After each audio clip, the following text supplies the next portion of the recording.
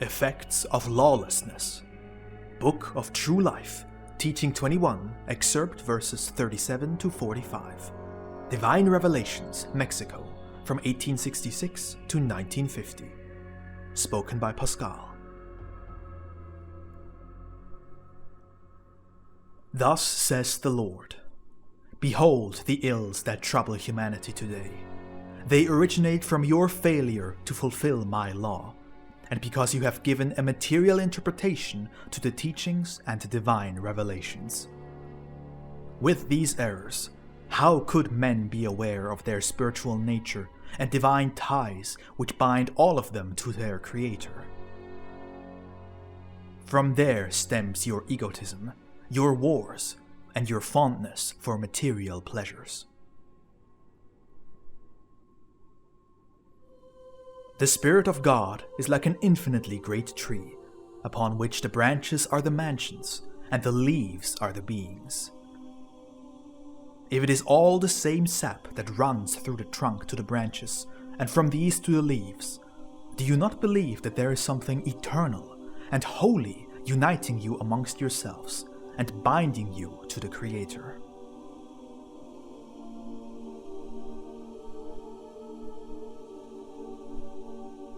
Brief is your passage through the world, but it is necessary that you fulfill your mission before departing from this existence, in order for you to inhabit more elevated mansions for the Spirit in the hereafter.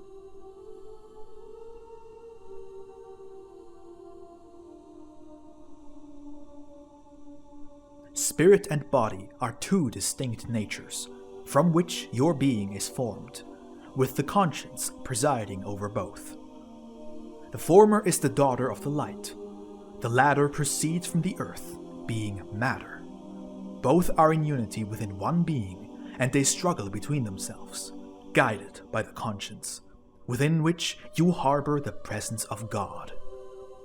This struggle up until now has been constant, but in the end, spirit and body, now in harmony, will fulfill the mission my law assigned to each of them.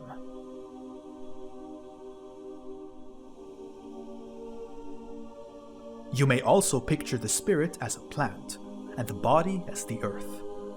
The spirit, which has been planted in the body, grows, it elevates itself, being sustained by the ordeals and teachings it receives throughout its human existence.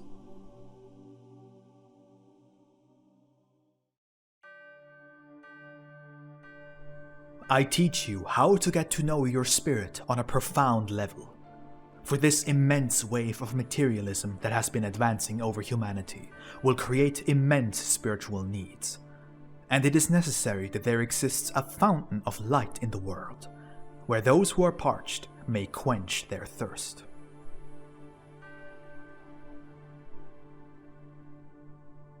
How many dreadful wars await mankind, much more terrifying than those that have come before, where the fury of the unleashed elements will intermingle with the thunder of your weapons. The world is too small to contain that much destruction in its bosom. The consequences from all of this are that men, after having reached the zenith of their pain and desperation, will direct their supplications to the true God, the one whom they could not reach along the road of love, to ask him for his divine peace.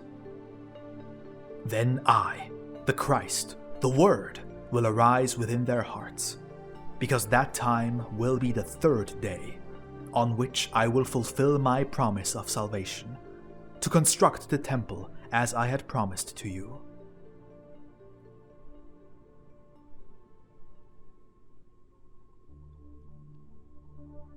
My divine Spirit will descend, like the angel who came to rest over the tomb of Jesus, to lift the tombstone sealing your heart, so that my light may illuminate the innermost chamber of all human beings.